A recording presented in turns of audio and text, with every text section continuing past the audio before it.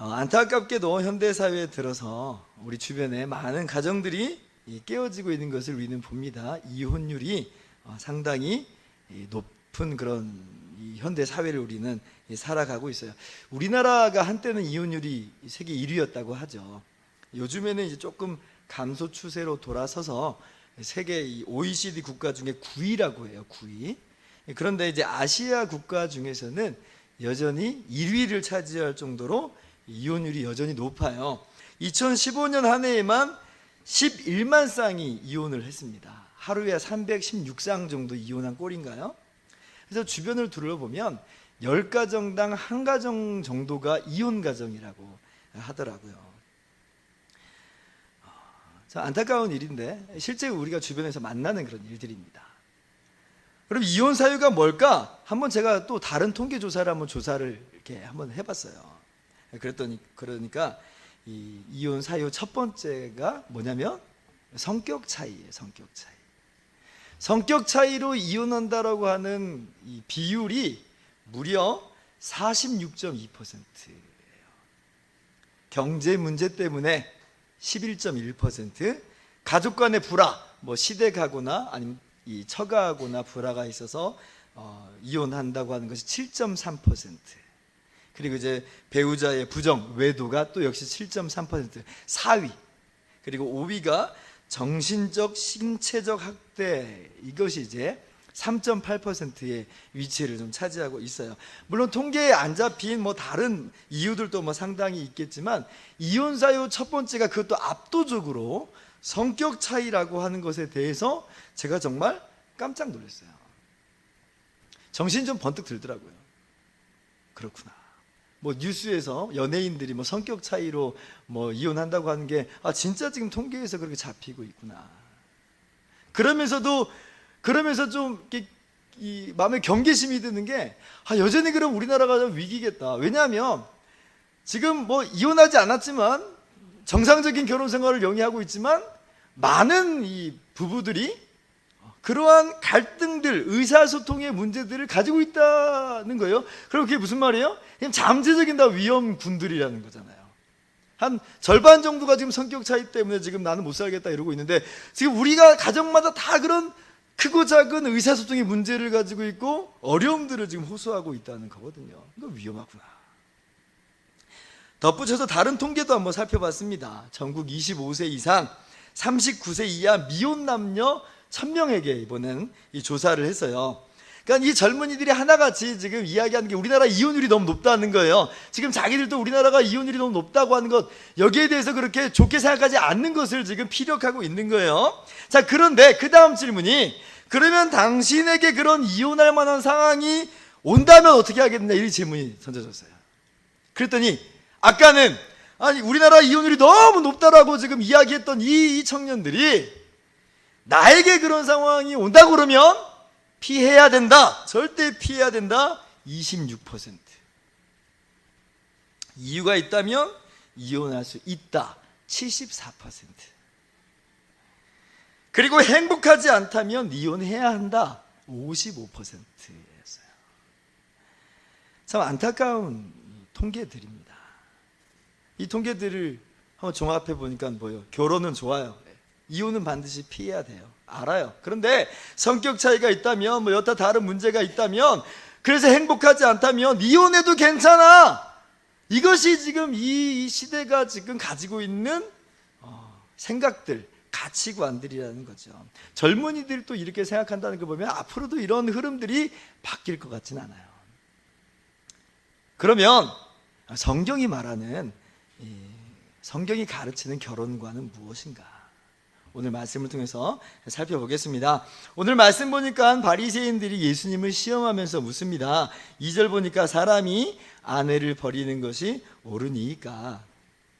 이게 왜 시험이 되는가? 왜 예수님을 넘어뜨리는 시험이 되는가? 한번 추측해 본다면 아마도 예수님이 이 질문에 옳다라고 하면 가정을 깨트리고 윤리를 이렇게 흐트러뜨리는 방종을 조장하는 그런 사람으로 몰아갈 수 있겠다, 이렇게 생각이 들었어요. 만약 예수님이 옳지 않다 그러면 율법에서는 이혼증서 줘서 내보내라고 하는데 당신이 뭔데 그렇게 제지하는가 하면서 아마 반율법주의자로 낙인 찍으려고 하는 그런 의도가 아니었나 그렇게 추측을 해볼 수가 있죠. 자, 그런데 이제 예수님께서 즉각 대답은 하지 않으세요. 그러면서 도리어 반문하세요. 모세가 너희에게 어떻게 명하였느냐, 율법에서 뭐라고 하느냐 이렇게 말씀하시는 거예요. 그러니까 이제 이 사람들이 대답합니다. 이르되 모세는 이혼 증서를 써주어 버리기를 허락하였나이다, 이렇게 대답을 해요.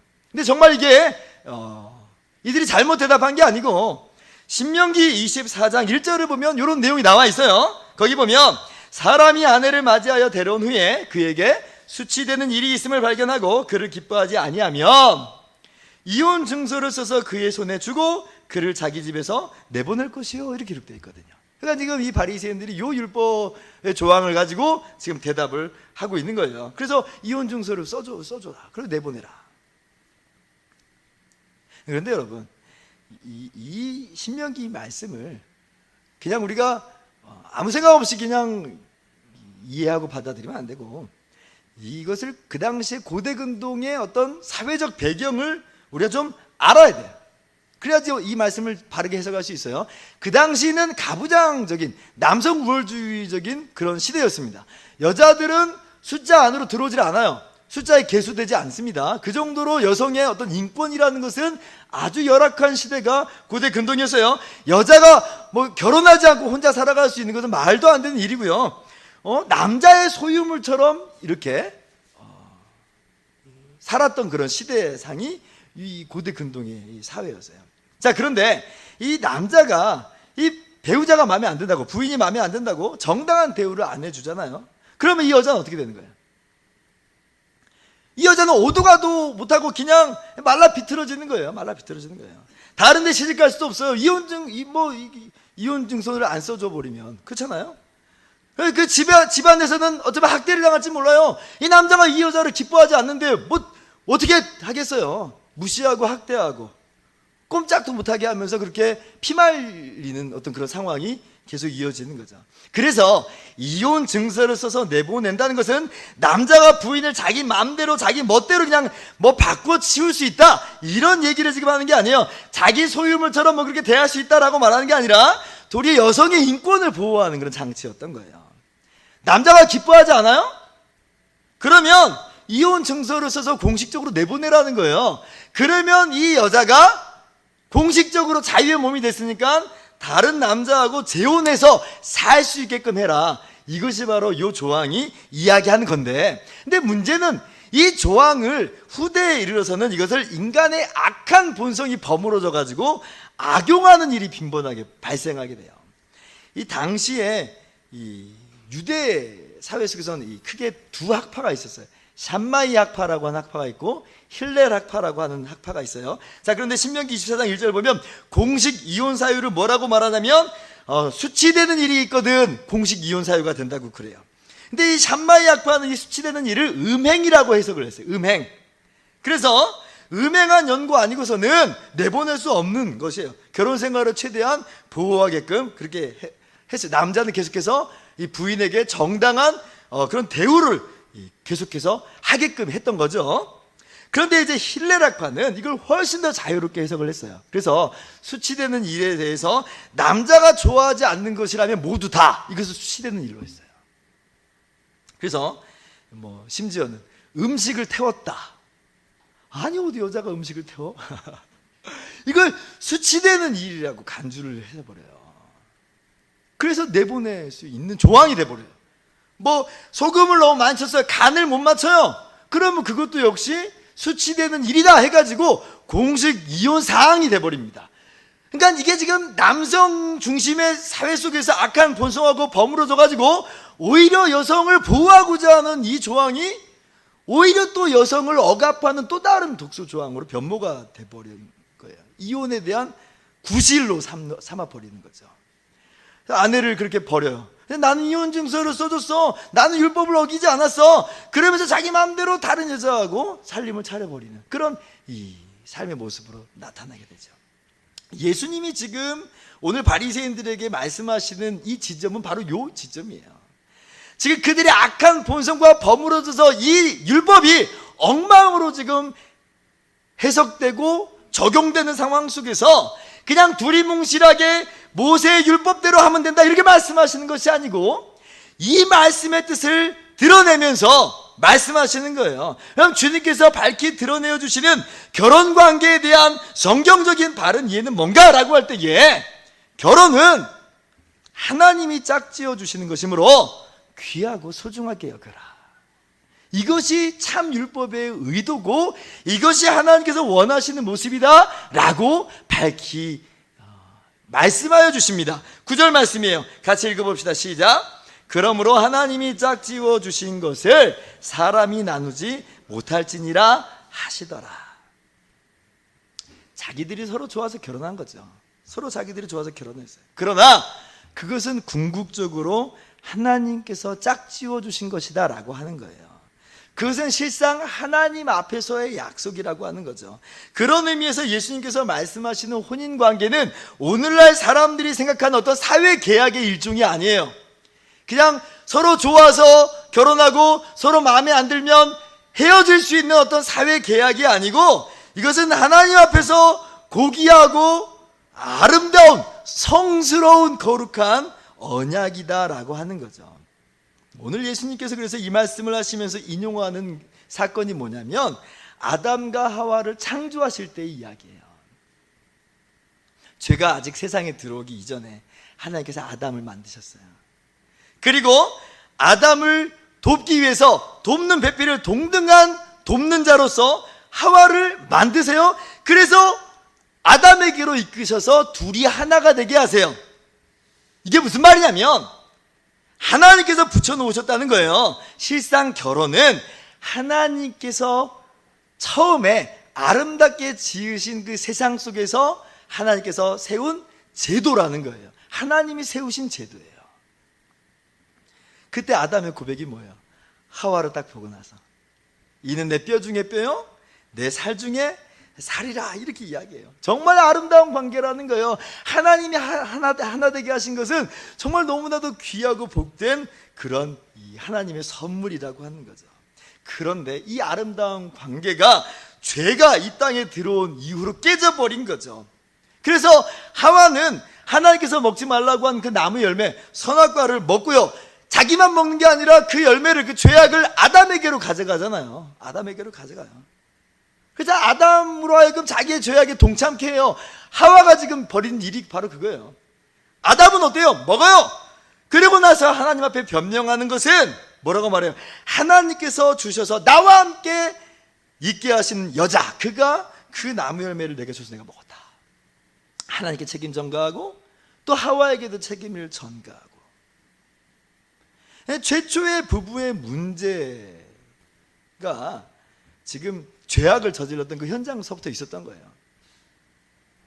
배우자에게 죄를 동참하게 하고 또 배우자에게 전가하고 핑계하고, 오늘날 지금 우리가 맞이하는 이 부부의 문제를 적나라하게 최초의 죄 가운데서 이 아담과 하와가 보여주고 있어요.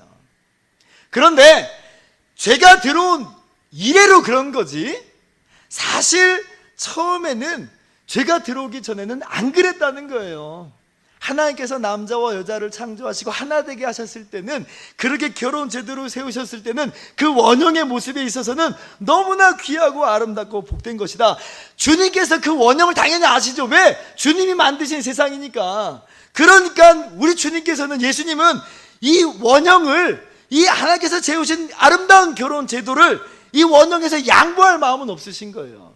그냥 아무렇지도 않게 이혼해도 괜찮아 이렇게 말할 수 없는 거예요. 왜? 하나님이 지으시고 하나님이 복되게 하신 아름다운 결혼 제도거든요. 비록 죄로 인해서 이 인간관계 속에서 이 모든 게 어그러져 버렸지만,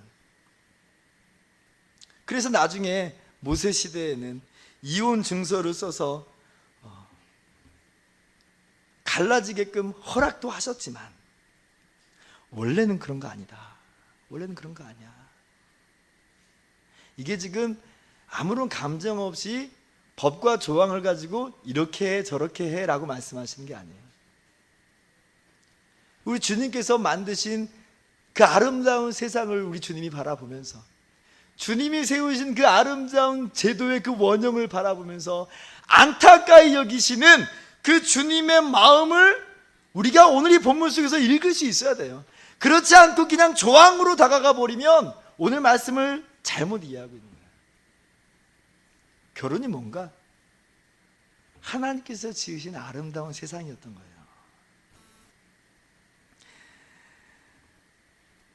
그러므로 오늘 이 시대를 살아가는 우리들에게 주님께서 우리에게 요구하시는 건 뭐냐면, 하나님께서 지으신 그 아름다운 세상을 바라보면서 그 처음 모습을 우리가 기억하면서 우리가 맺은 이 결혼 관계를 아름답게 지켜나가기를 주님께서 말씀하고 계신다는 것, 오늘 여러분이 이 말씀을 통해서 깨닫기를 소망합니다. 믿지 않는 사람들은 아니 그게 언제적 이야기냐고, 21세기에 무슨 뭐 귀신 신하라 까먹는 이야기냐고 이렇게 이야기할지 몰라도, 우리 믿는 사람들은 회복된 하나님의 자녀로서 이 결혼관계 역시 회복시켜 나가야 되는 거예요. 어그러져 버렸어요. 맞아요. 엉망진창이 돼버렸습니다. 그러나 우리 믿는 자들은 하나님께서 지으신, 하나님께서 회복시키시는 그때를 바라보면서 지키고 소중히 여기며 회복시켜 나가야 되는 거죠. 여러분, 성경에서 말하는 이혼의 사유는, 합당한 사유는 이 두 가지입니다. 첫 번째는 음행이에요. 음행. 일찍이 예수님께서 마태복음 5장에 이 부분을 언급하신 적이 있어요. 5장 보면 또 일러스되 누구든지 아내를 버리려거든 이혼 증서를 줄 것이라 하였으나, 아까 신명기 24장 1절 말씀을 이야기하신 거잖아요. 이미 먼저 얘기하신 거예요. 그러면서 32절에 뭐라고 말합니까? 같이 읽어봅시다. 나는 너희에게 이르노니 누구든지 음행한 이유 없이 아내를 버리며 이는 그로 간음하게 하며 또 누구든지 버림받은 여자에게 장가드는 자도 간음함이니라. 그러니까 이혼 사유, 성경에서 합당하다고 이야기하는, 죄로 인해서 어쩔 수 없이 이혼 사유, 정당한 이혼 사유라고 이야기하는 것은 음행의, 배우자의 음행의 문제, 그리고 돌이키질 않는 것. 두 번째 이 합당한 사유는 불신 남편이, 불신 배우자가 자꾸 갈라지자고 할 때, 이때는 또 어쩔 수 없이 또 허락을 합니다. 고린도전서 7장 15절을 보면 최대한 결혼 생활을 지킬 것이로되 혹 믿지 아니하는 자가 갈리거든 갈리게 하라, 이렇게 얘기해요. 형제나 자매나 이런 일에 구애될 것이 없느니라. 그러나 화평 중에서 너희를 부르셨느니라. 최대한 화평을 구하고 최대한 결혼 생활을 지킬 것이로되 믿지 않는 사람이 이혼하자라고 계속해서 요구할 때에 갈리게 하라. 우리가 여기에 구애될 것이 아니다. 이게 무슨 말이냐면, 남편이 혹은 부인이, 오늘날로 이야기해 볼게요, 교회 나가는 것을 핍박해요. 예수님 믿는 것을 핍박해요. 그래도 참고 그래도 인내하면서 신앙생활을 열심히 하는데, 근데 이제 급기야 이 사람이 그렇게 괴롭히고 힘들게 하면서 이렇게 말하는 거예요. 택이래, 나야 교회야, 뭐 나야 예수님이야. 그냥 한두 번만 그렇게 아니라 끊임없이 그렇게 이야기하면서 강요하면서 그것을 비밀로 이혼 서류를 들이밀고 계속해서 이혼 도장에 찍으라고 막 그렇게 얘기할 때에, 그때에 갈리게 하라, 이 말이에요. 우리가 최대한 배우자를 주님께로 인도하기에 애써야 되는 거지만, 그렇다고 해서 우리 신앙을 놓으면서까지 부부 생활을 유지하는 그런 것은 아니라는 거예요. 내가 신앙을 위해서 우리 가정을 위해서 나의 신앙을 포기합니다. 제가 종종 그런 가족들 많이 보거든요. 근데 그것은 올바른 모습이 아닙니다. 반대로 뒤집어야죠. 오히려 내가 지금 이 가정에 위기가 찾아오는 한이더라도 나는 이 믿음을 포기할 수 없습니다. 그러면서 어떻게 하든지 이 사람을 주님께로 인도하려고 해야지, 반대로 가정의 평화를 위해서라면 신앙을 포기하겠습니다. 이건 아니에요. 그러니까 이런 부분에 있어서 이것이 정당한, 합당한 이혼의 사유가 된다. 이것 외에는 이제 성경에 기록된 바가 없습니다. 목사님, 그러면 그거 외에도 다른 이유들이 있을 수 있잖아요. 배우자가 수년 동안 가정을 버리고 부양도 안 하고 소식도 없어요. 연락이 끊겨버렸어요. 집을 나가버렸어요. 혹은 정신질환이 있어요. 치유 불가능한 질병이 있어요. 아니 부부 생활할 수 없는 육체적인 결함이 있어요. 아니 정신적으로 배우자가 다른 사람을 사랑해요. 성격 차이가 너무 심해서 이렇게 살다가 죽을 것 같아요. 이런 경우 너무 힘든데 어떻게 해야 돼요? 어떻게 해야 돼요? 정말 하나하나 너무 가슴 아픈 그런 이야기들이죠. 다 이해할 만, 정말 다 이해할 만해요. 이것들이 다 죄가 이 땅에 들어온 이후로 어그러진 상황들인 거예요. 어그러진 상황들. 그냥 나만 겪는 하나의 어떤 사례로가 아니라 좀 더 궁극적으로 이게 죄로 말미암아 어그러진 이 시대와 사회를 말하는 거구나. 그러면서 이 어쩔 수 없는 상황 가운데 내몰려서 이혼을 하게 되는 그런 경우들 있을 수 있죠. 있을 수 있죠. 누가 정죄할 수 있겠어요? 누가 정죄할 수 있겠어요? 그러나 오늘 말씀을 기억하면서 그 상황 속에서 너무 쉽게 이혼하면 되지? 이건 아니에요. 이건 아니에요. 정말 이게 몰려서 더 이상 뒤로 갈 수 없는 지경에 이르러서 정말 어쩔 수 없이 누구도 정죄할 수 없어요. 어쩔 수 없이 그런 상황에 맞닥뜨린다 할지라도 이혼해도 괜찮아, 이렇게 쉽게 생각할 노릇은 아니다. 도리어 그런 상황에 맞닥뜨렸을 때는 이 세상의 패역함에 가슴을 두들기고 이 어그러진 세상에 가슴 아파하면서 내가 바로 그런 상황의 한복판에 있는 것에 대해서 안타까워하며 주님께서 회복시키시는 그 나라를 좀 기대하고요, 바라보면서 우리를 불쌍히 여기소서 하면서 접근해야 되는 거지. 이 세상 사람들이 하는 것처럼 이혼해도 돼, 이혼하면 어때? 이거는 아니다. 오늘 제 말씀을 좀 잘 이해하셨으면 좋겠어요. 제가 지금 여러분들에게 이혼하라 말라 지금 이런 얘기를 하는 게 아니에요. 뭐가 정말 하나님께서 원래 창조하셨던 그 모습인지, 우리가 그런 관계 속에서 어떤 마음을 품고 살아가야 되는지에 대해서 더 궁극적으로 여러분들에게 이 말씀을 드리는 거예요.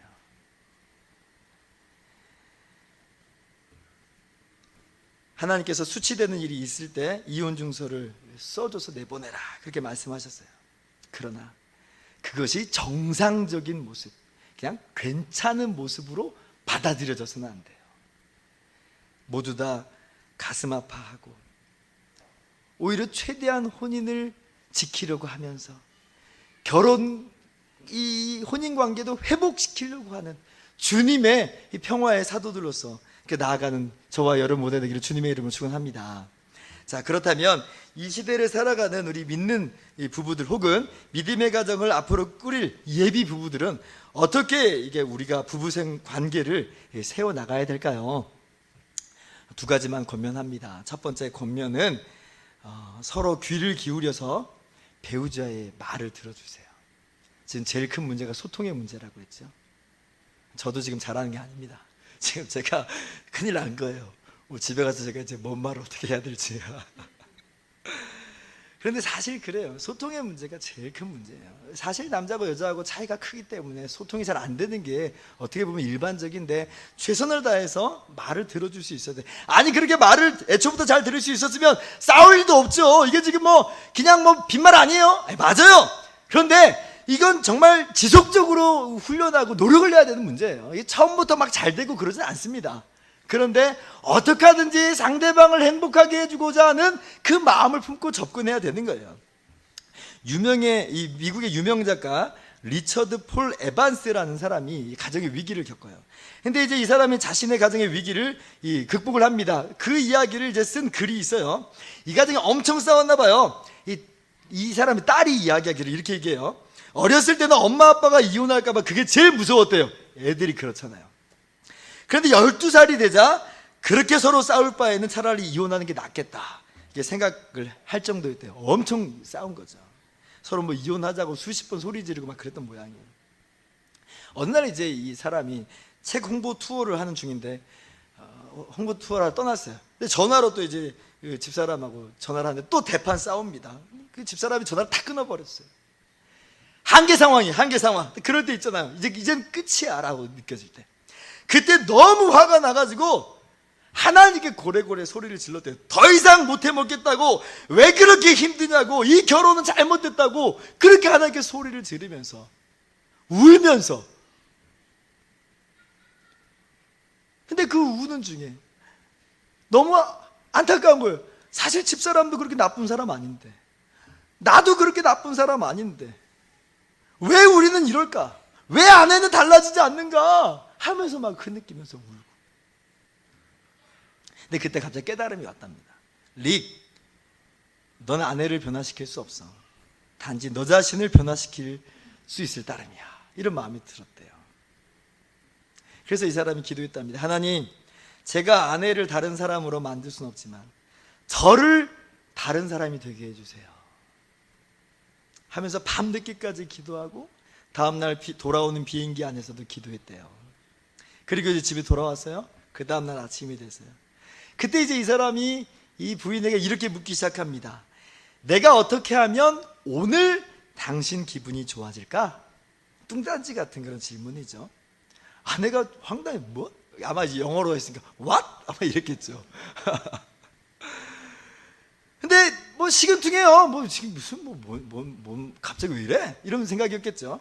근데 이제 반복해서 물으니까 하는 말이 아니 뭐 그렇게 할 일이 없나 봐? 그러면 부엌 청소나 하시든지. 그냥 뭐 던진 말이죠. 기대도 안 하고 던진 말이었을 거예요. 그러니까 이 남자가 그래 알았어 하고 이제 부엌 청소를 해요. 다음날 저녁이 돼서 똑같은 질문을 줬어요. 내가 어떻게 하면 오늘 당신이 기분이 좋아질까? 그러니까 이 여자가 눈을 가늘게 뜨면서 차고를 청소해. 이렇게 얘기해요. 차고를 청소해. 사실 그날 엄청 피곤한 하루를 보냈대요. 그리고 일부러 지금 나 골탕 먹이려고 지금 차고 청소하는 거 알아요. 미국에 차고 청소하는 게 쉽지 않겠잖아요. 심호흡을 한번 하고 알았어 하고 차고 청소를 하고 들어갔대요. 2시간 청소를 했대요. 2시간. 그렇게 2주간 동안 집사람에게, 배우자에게 이야기해. 내가 어떻게 하면 오늘 당신 기분이 좋아지겠어? 2주간 동안. 그랬더니 아내의 눈에서 눈물이 터지면서 마음이 확 열리더라. 한 달을 계속 같은 질문을 던졌더니 이제는 그 아내도 같이 묻기 시작했다는 거예요. 내가 어떻게 하면 오늘 당신 기분이 좋아질까? 그렇게 해서 이어진 결혼 생활이 30년째. 물론 그 이후에도 뭐 싸움 안 했다는 게 아니고 횟수가 근데 줄고 예전만큼 정말 서로를 죽이겠다고 싸우진 않고 의사소통하고자 하는 이런 지속적인 노력, 어떤 인내, 아름다운 결실이 맺은 거죠. 우리가 하나님의 돕는 은혜를 구하면서 이러한 것들을 우리가 이제 해야죠. 이것이 바로 성경이 이야기하는 바예요. 성경 에베소서 5장 25절인데요. 한번 같이 읽어볼까요? 시작. 남편들아 아내 사랑하기를 그리스도께서 교회를 사랑하시고 그 교회를 위하여 자신을 주신같이 하라. 남편들에게 주시는 가정생활의 원리예요. 예수님은 교회를 위해서 그 자신을 모든 것을 주셨어요. 대신 찢기시고 피 흘리시기까지 하셨어요. 왜? 사랑하기 때문에. 왜? 교회의 진정한 행복을 위해서. 그래서 교회가 예수 그리스도의 이 사랑으로 진정한 행복과 기쁨과 평안을 얻을 수 있도록 주님이 그러신 거예요. 남편들에게 요구하시는 거예요. 그렇게 하라. 아내들에게는 이렇게 이야기합니다. 5장 24절이에요. 또 같이 읽어볼까요? 그러므로 교회가 그리스도에게 하듯 아내들도 범사에 자기 남편에게 복종할지니라. 교회가 마지못해서 주님의 말씀에 복종하나요? 어쩔 수 없어서 순종하는 거예요? 그렇지 않죠. 그 주신 바 큰 은혜를 알고 정말 그 자녀 삼으신 바 그 놀라운 사랑 때문에 감사함으로 이제 나도 주님을 기쁘시게 하고 싶습니다 라는 그 마음으로 순종하는 거잖아요. 같은 이야기예요. 남편도 아내를 사랑하고 아내의 행복을 위해서 희생하고 있고요. 아내에게도 똑같은 것을 말하는 거예요. 남편의 행복을 위해서 순종하는 거예요. 그런 자세로 사는 것이 바로 성경적인 부부의 관계다. 남편들이 아내의 진정한 행복을 위해서 마치 주님께서 교회를 위해서 죽기까지 하신 것처럼 아낌없이 희생과 사랑을 베풀 때에 아마 그것으로 말미암아 이루어질 결과를 상상해 보세요. 놀라운 결실들이 있을 거예요. 아내들도 마찬가지입니다. 그렇게 남편을 기쁘게 하고자 하는 마음으로 남편의 말에 순종하고 따라 보세요. 그러면요 남편들은요 아마 신이 납니다. 남편이 얼마나 이 기분판지요. 한번 신나면 물론 자기 방식대로 하지만 그래도 아내를 위해서라면 하늘의 별도 따줄걸요. 그게 남자들이거든요. 이러한 모습들 우리가 꿈꾸면서 주님이 그렇게 하신 것처럼 의사소통하고 서로 말을 많이 들어주고 내가 어떻게 하면 오늘 당신 기분이 좋아질까? 한번 물어보고 오늘 가서 또 시험 들지 마시고 왜 우리 남편이 이런 얘기 안 해? 그러지 마시고 서로가 먼저 의사소통하려고 애를 쓰고 스스로 자기를 변화시켜 나가면서 그렇게 나아가시길 바랍니다. 이게 첫 번째 권면이에요. 두 번째 권면은, 잘 들으세요. 부부관계를 최종 종착지로 삼지 마시고 그림자고 과정으로 알고 훈련의 장으로 삼으세요. 오늘 바울 사도가 에베소서 말씀에 남자와 여자, 남편과 아내의 마땅한 모습에 대해서 이야기하는데, 바로 그 뒤이어서 어떤 말씀을 써놓고 있냐면, 그러므로 사람이 부모를 떠나 그의 아내와 합하여 그들이 한 육체가 될지니, 그러면서 32절에 같이 읽어볼까요? 시작. 이 비밀이 크도다. 나는 그리스도와 교회에 대하여 말하노라. 이렇게 이야기해요. 지금 갑자기 부부생활 이야기하다가 그리스도와 교회에 대해서 이야기해요. 그러면서 지금 이게 사실 이게 뭘 가리키고 있는 거냐면, 부부관계가 궁극적인 어떤 실체와 본체가 아니라는 거예요. 비밀이었어요. 비밀. 그것이 알려주고 보여주고 싶은 내용이 있었어요. 그게 뭐냐면 그리스도와 교회 관계를 깨닫고 알려주고 보여주는 그런 기능을 하고 있다는 거다. 즉 부부생활도 역시 그림자다 하는 것을 바울 사도가 지금 이야기하고 있어요. 그래서 우리는 정상적인 부부 관계를 통해서 그리스도와 교회의 관계를 우리가 사실 보죠. 남편의 사랑을 경험할 때면 주님이 나를 이렇게 사랑하는 거구나, 아내의 존경을 경험할 때면 이것이 교회의 모습이 돼야 되는구나 라는 것을 우리가 이 정상적인 결혼생활을 통해서 봐요. 그래서 이 부부관계를 통해서 모든 걸 다 얻으려고 하면 안 되고, 항상 시선을 이걸 통해서 주님과의 관계를 봐야 되는 거예요. 그래서 우리 주님께서 우리가 마지막 날, 부활의 날에 하나님 나라에 들어갈 때에 교훈하시는 내용이 있는데, 부부관계가, 결혼이 궁극적인 실체가 아니라는 것에 대해서 여러분 아시라고 말씀드린 거예요. 마태복음 22장 30절에 보면, 거기 부활의 때는 장가도 아니가고 시집도 아니가고 하늘에 있는 천사들과 같으니라 그래요. 우리는 천국에 가면 어떤 부부관계라는 것이 계속해서 그런 것들이 이어지는 것처럼 생각하지만 아닐 가능성이 더 커요. 왜냐하면 이미 실체가 이미 드러났기 때문에 그래요. 이미 우리가 실체 안으로 들어갔기 때문에 그래요. 거기는 오히려 모두가 한 몸이에요. 모두가 한 공동체예요. 그렇게 우리 교회가 신부가 돼서 신랑 되신 주님을 만나는 거예요. 완전한 관계 가운데로 들어가는 거예요. 그래서 이 결혼 제도라는 게 창조시에 하나님께서 아름답게 만드신 제도이지만 좀 아셔야 돼요. 그림자예요. 그림자. 궁극적으로는 하나님과 하나님 백성 사이의 관계를 보여주시는, 그리스도와 교회의 관계를 보여주시는 그런 것이다. 그래서 이 결혼 생활에 이것을 종착지 삼아서 이것이 전부인 것 마냥 접근하는 것은 사실은 또 성경적이진 않아요. 이것이 보여주는 그 궁극적인 모습을 우리가 보아야죠. 그런 의미에서 정상적인 관계가 아니고 좀 어긋나고 삐뚤어진 부부관계 속에서도 우리는 교훈을 얻을 수 있어요. 어떤 교훈이요? 호세아서를 보면 호세아의 아내가 고멜인데 아주 음탕하고 음란한 여인, 딴 남자하고 음행을 저질러요. 근데 하나님께서 호세아에게 뭐라고 말씀하시냐면, 이스라엘이 내게 그랬다. 마치 이 음행한 여자처럼 내게 그렇게 나를 떠나서 우상을 섬겼다. 그런데 호세아에게 이렇게 이야기해요. 너 가서 그 음란한 여인을 데려와라. 너 싫다고 떠나버린 음행을 저지른 그 여자를 데려와라. 같이 살라는 거예요. 그걸 통해서 주님이 보여주시는 것은 하나님께서 그렇게 이스라엘을 사랑하신다는 것을 보여주세요. 그래서 삐뚤어진 부부관계라고 해서 전혀 이것은 의미 없는 관계가 아니에요. 그런 관계 속에서도 하나님께서 나를 얼마나 사랑하시는지를 나의 어떻게 보면 메아리 같은 나 혼자만의 사랑 속에서도 깨달을 수 있어요. 저 남편처럼, 저 아내처럼 바로 우리가 그렇게 주님을 떠났는데, 이해하시겠어요? 그런데 내가 이렇게 정말 이 배우자를 살려보려고, 회복시키려고 애쓰는 것처럼 우리 주님은 바로 그렇게 우리를 사랑하시는구나.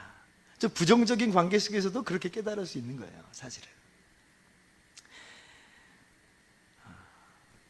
부부관계 속에서 모든 걸 다 얻으려고 하지 마십시오. 왜냐하면 죄인과 죄인이 만났기 때문에 그래요.